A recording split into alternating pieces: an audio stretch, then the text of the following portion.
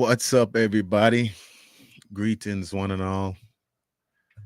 Happy Friday to you, man. Hope you're having a good Friday. Hope you're either collecting a big check or making a big check, something. But man, you always got to talk about these things that's just bothering us right now, man. And I want to tap in on something that I've been that I've been thinking about. What's on my mind? This. So the thing I've been thinking about is the way the tech bros outsmarted us, man. Yep. The tech bros outsmarted us. And who us I'm talking about? I'm talking about us, the artists, the musician, the people in the music space. The tech bros outsmarted us. Yep. Because when they built these streaming platforms that we now use for our music and stuff, we the artists and the musicians were like, oh yeah, man, this is good, this is great, this is something that is gonna help us.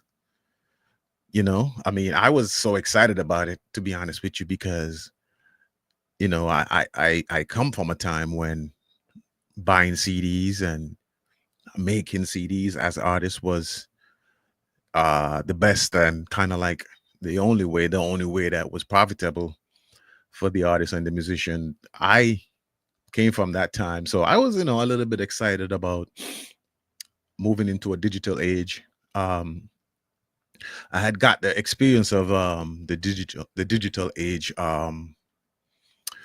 when I came to America the first time, to be honest with you. I had bought my first MP3 player, and I used to like load that up with songs, and we used to like hit the train, and I used to just put my music in, and I was like, man, this is super cool, man.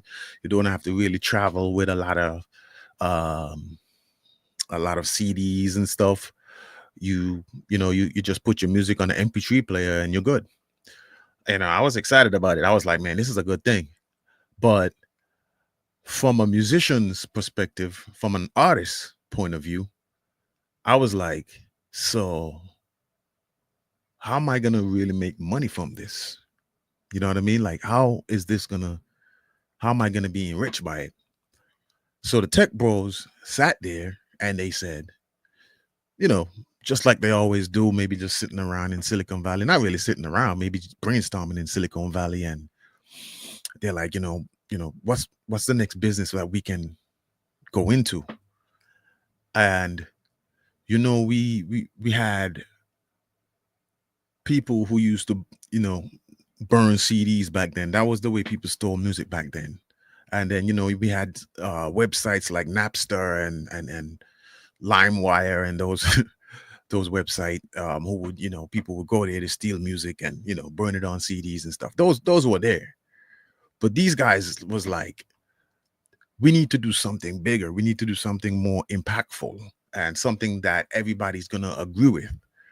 And then that's when they came up with the streaming platforms. They were like, oh yeah, let's go into the streaming platforms. This is the next wave. I mean, Napster was onto something, but the only problem is, they were doing it illegally. They were stealing music. We need to do this legally. We need to figure out how we're gonna do this legally. And that's when they came up with the streaming platforms. I mean, I watched a video with Steve Jobs when he first released the the iPod, and he was talking about how much music you can put on it, and he was talking about how fast it is. Like, you just upload your music in like seconds. You know what I mean? Sounded amazing. You know what I mean? Like, it was like, yo, all your music in one place. You know what I mean? All that sounds good for the consumer. All that sounds good for the businessman. But for the artist, it's a different situation. Because as an artist, you got to sit back and think, like, how am I going to be able to make money from this? Because as an artist, all you really do is perform. You perform in the studio, and then you perform live on stage, and you kind of have to try to sell your songs to the listeners that will pay for them, and that's how you're supposed to eat. And then you're supposed to make like residual income, like from your music getting played all the time and stuff like that. You know what I'm saying? So for the artist, that doesn't really sound profitable, because the only way as an artist you would have been able to make money from the digital era is to be an owner, like you owning a part of the system that is doing all this streaming and stuff. You know what I mean? So the tech bros were smart. They knew that, hey, if we build these websites, if we build these streaming platforms, we're the owner. All we got to do is pitch it to the record labels, because the record labels are the owner of the music. All we got to do is pitch it to them. The record labels were smart enough to realize that, hey, as an artist, I really don't see how they're going to really make a lot of money from this. So the only way we can shake hands and say, hey, this is a good deal for us, we have to be owners. So the record labels were smart enough to understand that ownership was going to be the only way how they go was going to make money from the streaming era. But the artist, who was not involved in that conversation, of course, obviously, um,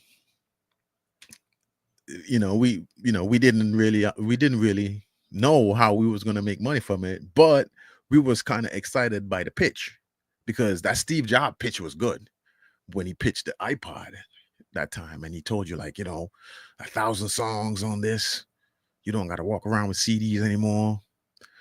When the tech bros pitched streaming, and they said, look, man, you be able to release to the world in one punch of a button, instead of having to travel to every part of the world to sell your music. This will bring you to the world. Everybody, every part of the world can listen to your music at the same time when you release it and all that. That sounds exciting to me as an artist. You know what I mean? I don't see anything wrong with that part. But then the part that I have a problem with is the part where, how am I going to be able to make money? Because I'm an artist. This is what I do. You know what I mean? I'm not a doctor. I'm not a lawyer. I'm not a policeman.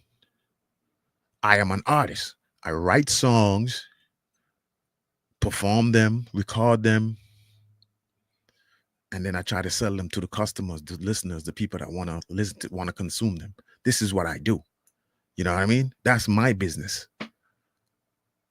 So basically, the tech bros knew that the artist wasn't onto the whole idea that the only way to make money from this was to be an owner.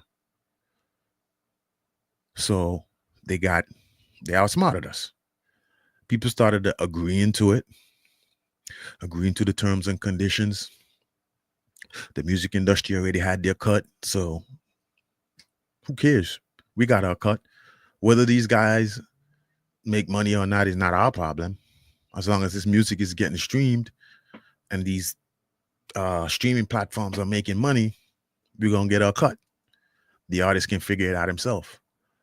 So, and then time goes on. Streaming platforms have been around for maybe like close to 15 years, maybe. I think. I'm not too sure. Don't quote me on that. Maybe more. And the youth that's doing music now are only used to streaming their music. You know what I mean? They stream their music now. They don't know anything about popping CD cases and opening up CD players to put to put CDs in and all that. They don't know nothing about that. You know what I mean? We're now living in a generation where people now only stream their music. They don't play their music with any other way. And now the artist that was actually making money from selling hard copies of their music are now like, oh, so how are we supposed to eat? How are we supposed to, what are we selling here? You know what I mean? What are we selling here? Like, People are streaming the music and stuff. They're like playing it a lot on that program, on that platform. How do we eat? People like, oh yeah, man, don't worry, you're gonna do the shows. Newsflash, that's a lie. Ask any artist. You don't make no money doing the shows either. And you think like getting booked is unless you're like top of the top, creme de the creme, getting booked is not the easiest thing in the world either. Even if you have a good song, a couple of good songs, is getting booked is still challenging for a lot of people. Like I've seen and been around artists that's actually like have like a good popularity, and they actually got good followers and stuff, and they still wasn't really booked like that. They still, still wasn't like they wasn't like booked out throughout the year making a lot of money and stuff. It still was tough for them. So the whole idea that, hey, people are streaming the music, so that means that you're going to be booked all over the world and blah blah blah, that's a lie. That's a lie. Honestly, the only way an artist have been proven to make money is shows, of course, and selling products. Selling products. That's why people like Michael Jackson and even 50 Cent and Usher, to a certain extent, back when their albums were big, that's why they were able to break records. And I'm talking about records in terms of like the amount of money they brought in when their albums came out. Because people had to get up out their houses and go and buy the album at the store. You know what I mean? People had to literally leave their house and go in a long line that might have been there for hours just to get that CD. And when they got it, they really treasured it. They like kept it close to them. They opened it up. They read it and stuff. That was a good time. You know what I mean? That was a good time for artists. The CD era, that's why artists had such big budgets, because labels made the money. The CD era was the golden age. It was like people was used to get deals left, right, and center because the labels were making the money. Once that digital era came around, it was over. The business just kind of just went down because the value of the business were in selling physical products. You know what I mean? And even the labels had to come up with like ways how to rob the artist. They were like, dude, we not selling CDs no more. How are we gonna make money from these artists? We got a whole roster. How are we gonna make money from them? Everybody's streaming. Them guys sat around, was like, we gotta try to get like 50% of all their earnings. If they doing a performance somewhere, we gotta get 50% of that. If they selling a t-shirt, we gotta get 50% of that. That's what they were thinking. So the labels was like, man. So the labels know, of course, that the artist is not making any money anymore, of course, because if they're not performing all the time or selling some sort of product or have some kind of like endorsement deal or signing contracts for like like companies and stuff to get, like, if they're not like doing that, then they're not making any money like that, because you literally would have to live on stage, because it's a job. It's just like any other job. Lawyers got to go out every day and make money. Doctors, they got to go out every day and make money. Like lawyers and doctors and all those people work right down till they're like 75 sometimes. So as a musician, like, it's not just about just like, oh, he had a hit one time and he made a lot of money and now he don't got to work no more. No, that's not how this thing works. If you're an artist, you have to work all the time just like anybody else. So if I can make money off the thing that actually makes money for me as an artist, which is selling products, selling CDs, what do I have? Nothing. You know what I'm saying? So the tech bros outsmarted us, basically. They outsmarted us. They took away the most important thing that we had, which is selling the music to our customers. Now, I'm not against innovation and like people coming up with new ways how to like do things, because that has to happen. You know, we are humans. We're not gonna sit around with old methods and try to do old methods forever and ever and ever. We're gonna try new things. You know what I mean? But all I'm saying is that for us to think that after they put the music on streaming platforms, that our lives as musicians and as artists was not going to change and was not going to get harder, we were fooling ourselves. Yeah, we were fooling ourselves to think that when the streaming platforms came around, that it was not going to be over for us, like the industry. Because my question is that helping the industry or is it killing the industry? Because it might be killing the industry to me. Because ever since that came around, artists just don't eat like they used to. Labels don't want to give out the type of contracts like they used to. Labels don't want to give the kind of budgets like they used to, because they're like, yo, how are we going to make back our money? These streaming platforms already like, they're going to go there for the music. They're going to stream it there. And once they're getting it there, you think they're going to go and buy some CD somewhere and push it in a CD player? Like, where they going to find a CD player anyway? Cars don't really come with CD players anymore. You know what I mean? So times have changed because, of course, the cars have to be built to accommodate what's going on right now. And what's going on right now is streaming. So a car not gonna have no CD player in it randomly for no reason. You know what I'm saying? So I don't know. I don't know what we're gonna do. Like, I was recently watching this David Banner interview, and he was like, he was talking about this, and I was like, that's the exact way I be thinking. Because when I did my first album on streaming platform, like, back in 2012, I was so excited about it because I had just really had struggled getting like professional products and stuff as an artist to sell, like CDs and stuff with proper covers and stuff like that. Because I live in the Caribbean. Like that stuff don't just come about. Like very limited stuff like that in the Caribbean where I was.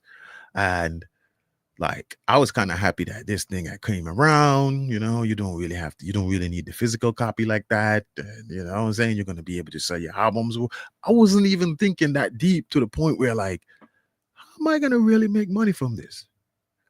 It's only after like I did it and a couple of years went by and nothing happened. And then I started thinking, I said,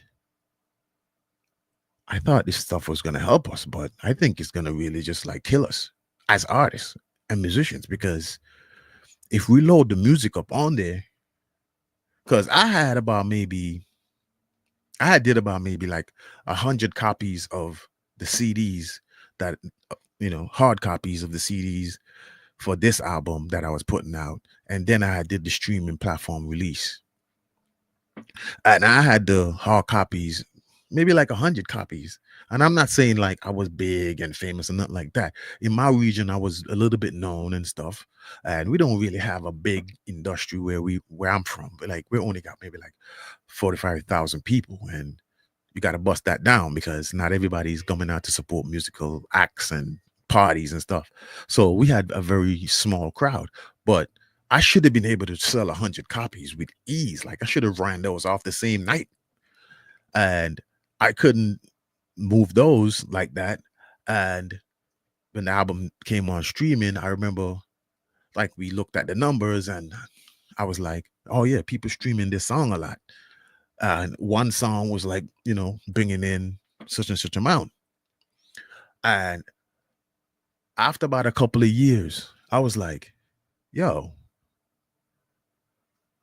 Like, what is this? This we're not really making any money. This is not making any money at all.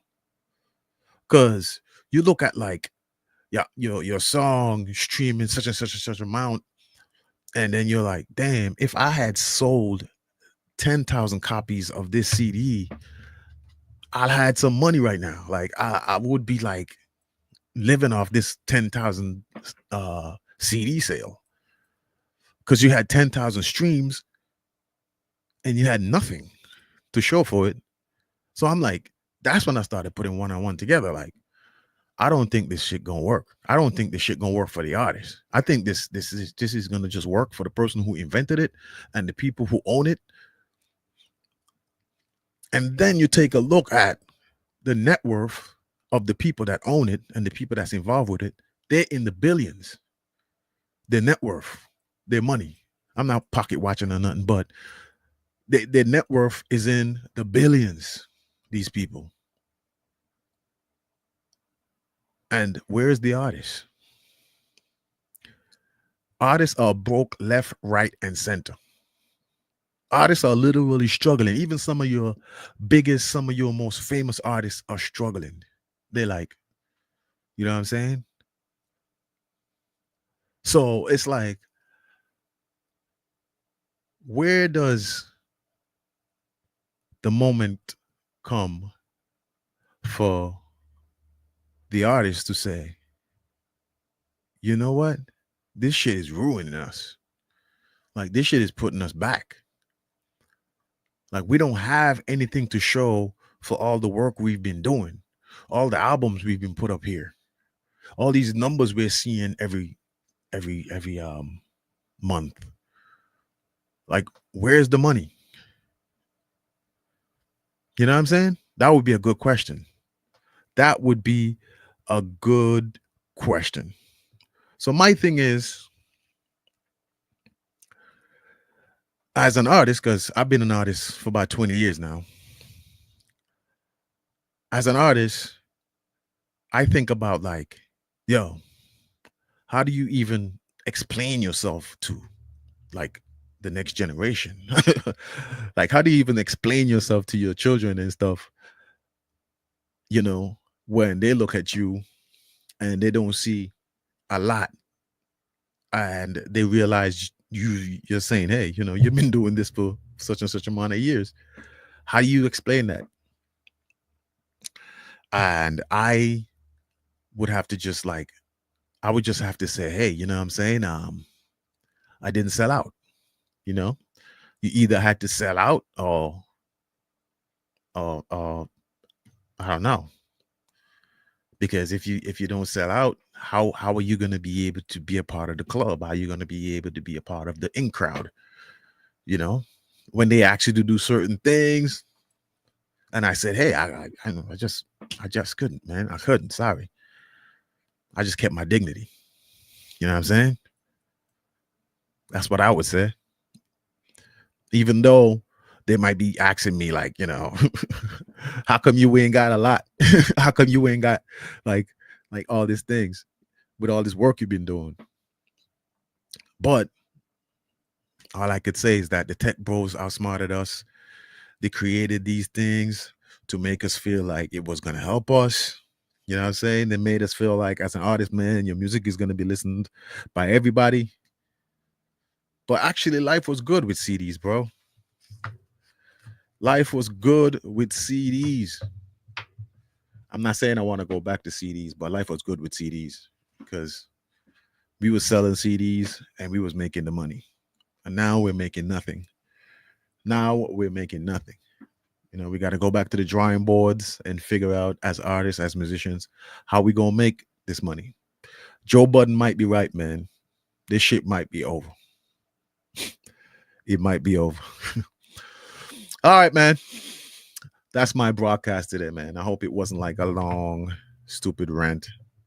You know, I don't even um I don't do this stuff scripted or nothing. You know, I just come up with these topics and I just elaborate on them a little bit. And do remember, if I said anything that you think is not appropriate, is alleged. Like, I don't know if that's a fact, you know. And Do enjoy your weekend this weekend, and try to figure stuff out. All right, man. Peace. One love. Dagger, aka Red Robe, White Tip Podcast, White Tip YouTube channel. Enjoy your weekend, man. Peace and one love.